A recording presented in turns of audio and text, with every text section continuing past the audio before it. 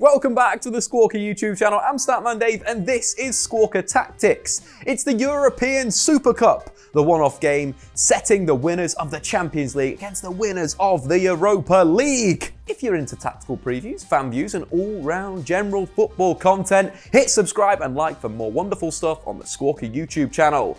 This video is sponsored by Football Index. Sign up with the code Squawka to take advantage of Football Index's £1,000 money-back guaranteed offer, available until the end of August. If you make a loss or don't enjoy Football Index, you can claim back any losses up to £1,000 by contacting them on the email address in the description below. For Liverpool, Jurgen Klopp would love to add this cup to his Liverpool trophy cabinet and further improve his final record as manager.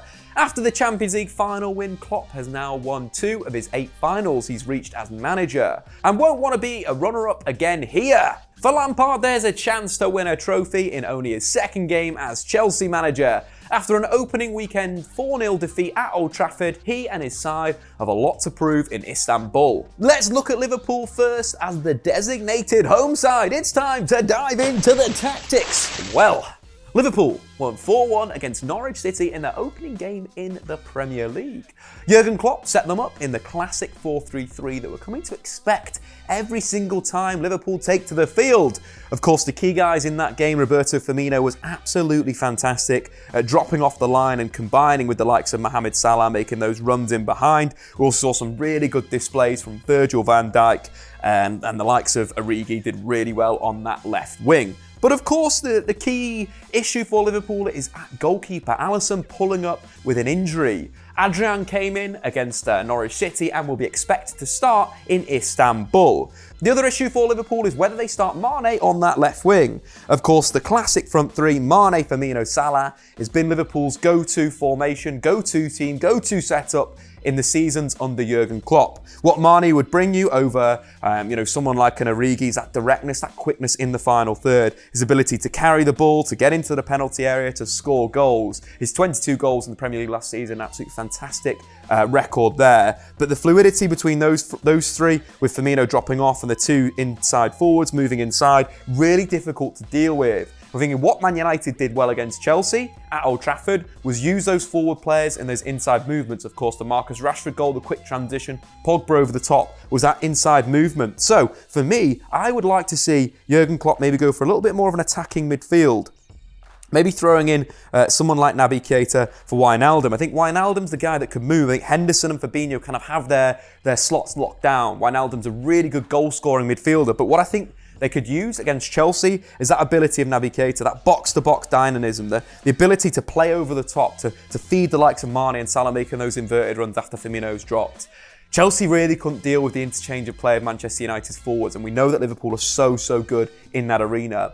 One guy, though, that could be targeted by Chelsea is Trent Alexander-Arnold. We all know the quality that Trent gives you going forward. His ball into the box, the assist for the goals, absolutely fantastic, but going backwards has been a bit of a problem. Frequently, Norwich attack that space in behind Trent Alexander-Arnold, and that could be a big issue. But they do, of course, have 2 really good centre-backs. Joe Gomez put in a good display against Norwich, and Virgil van Dijk was absolutely fantastic.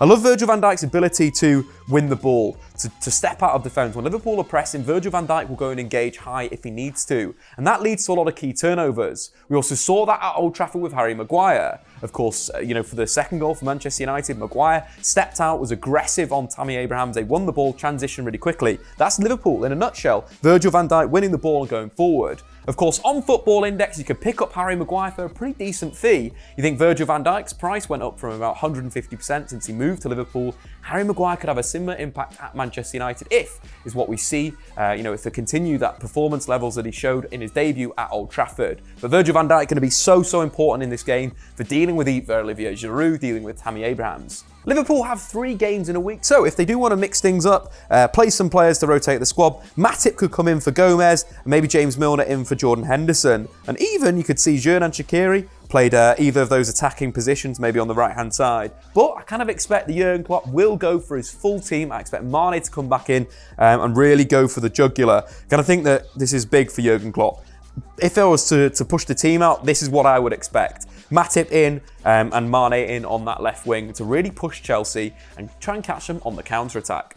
Lampard has to pick his players up after losing 4-0 at Old Trafford. This despite dominating much of the game and having the majority of possession and chances. Will Lampard stick with Mason Mount and Kurt Zouma? Will he bring in Christian Pulisic? Let's take a look.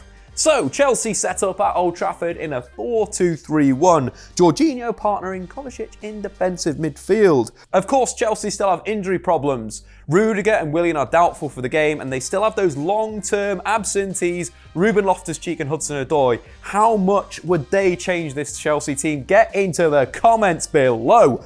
Of course, Chelsea's did set up in this 4-2-3-1. Pedro had a really good game against Manchester United, created the most chances in the opening round of games in the Premier League. But there were big problems in the transition. As Chelsea pressed high up the pitch, forcing Manchester United to go long, they kind of got caught. When United played through them, they felt this sort of weak underbelly, or when Chelsea were in possession, their transition from their attacking shape to defensive shape was really poor. United catching them out time and time again could take the second goal and the third goal, both in the transition. United win it, look to get behind Chelsea, a lot of interchanging positions, and they scored.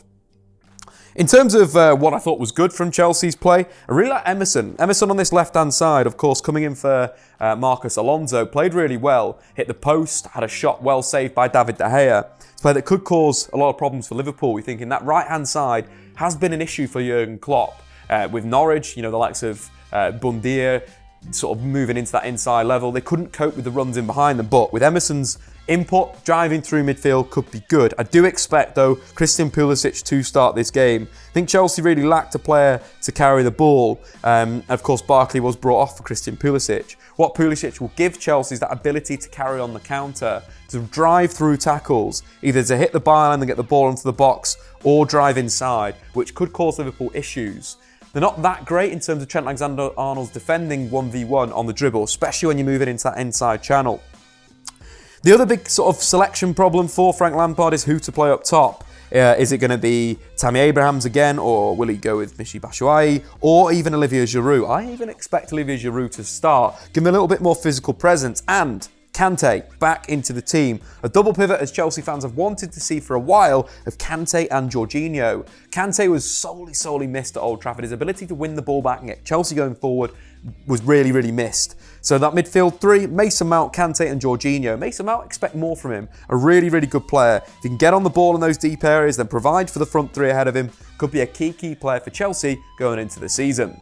For me, I think Lampard is going to stick with the same central defence that played at Old Trafford. Of course, Kurt Zouma did concede that penalty to Marcus Rashford, but you want to build a partnership between these two players over the season, so I think there's not going to be any movement. Of course, Tomori could come in at centre-half and partner Christensen, but then there's a bit of a lack of experience there. Kurt Zouma's played a lot of football in his time in the Premier League, and he's still quite a young player, so I expect them to stick with the two centre-halves. So let's dive into the key battles. First up, we've got to talk about how Chelsea can deal with Liverpool's attacking trio. One of the best in world football, arguably the best. Get into the comments below, which is the best front three in world football right now. In terms of what Chelsea need to sort of cope with, of course, it's Firmino's ability to move, to drop off into that space, to arguably form that diamond in midfield for Liverpool with Fabinho, Keita and Henderson. But where Man United really got at Chelsea in the recent game at Old Trafford was when Anthony Martial, the centre-forward, was pulling into the wide areas, which consequently opened up the space for that inside movement. So we saw that combination play. So Firmino can draw himself, either pull himself left or right, then allow Salah or Mane to become the nominal number 9. Could be really good. But not only that, Firmino's ability to pick up those pockets of space in between this square of Christensen, Zouma, Jorginho and Kante, and then drive into the penalty area could be a really good way for Liverpool to score some goals. Roberto Firmino had the second most shots in the Premier League in the opening weekend, only behind Harry Kane, who had 8 shots. So he could be a key guy here, but of course the main guy is Mohamed Salah. He looked so fresh in the opening game against Norwich, looked fresh in the Community Shield. Mohamed Salah has scored 3 goals in European competitions against Chelsea in just 4 games. I expect him to make that move in behind to cause Emerson that sort of problems. Emerson will push on. Salah will make the move in behind. It's all going to be about how Kante and Christensen can move to Salah and deal with him in an attacking sense. Kante to tackle him, to block him off, and of course Christensen to deal with him 1v1. So let's move on to Chelsea in an attacking sense. The interesting side with Norwich City is they created a number of really good opportunities against Liverpool. Thinking Bundia coming off the right wing, creating for Pukki, who scored that great goal. But that was a big problem for them. We saw the right winger moving into sort of a central area. If Pedro can do that for Chelsea and then look for the through ball maybe for Olivier Giroud or even Christian Pulisic on that diagonal run, that could cause them some problems. Liverpool's defence didn't look as good, and arguably you can see through Virgil van Dijk's stats. He made 8 tackles plus interceptions, whereas he's averaging just 2.1 per game last season, showing that the big Dutch defender is having to do more defensive work. And I think that comes through their midfield shape. The likes of Fabinho had a really good game in a defensive sense, getting back into that defensive area, making tackles in the opening weekend. No player made more tackles than, of course, Fabinho. With Henderson as well in there, they need to be providing a better sort of protective base for the Liverpool back four, because if they're exposed to Pulisic's pace, to Mason Mount's creativity, and Olivier Giroud, dropping off the line. The big thing with Tammy Abrahams against Manchester United was Harry Maguire dealt with him defensively. They had 2 real duels on the ground, and Harry Maguire came up on top with both of those. United went on to counter-attack after winning the ball. But with Olivier Giroud maybe playing up against someone like Virgil van Dijk, you can expect him to hold on to the ball a little bit better. That's Olivier Giroud's strengths. Balls into the feet of the big French centre forward, and then the laying off the forwards, either laying off Mason Mount making the run from attacking midfield, or maybe even Pedro. If they can make that sort of move, get the ball there and then go through. The big thing though, if Olivier Giroud loses that duel, Liverpool on the counter-attack are frightening.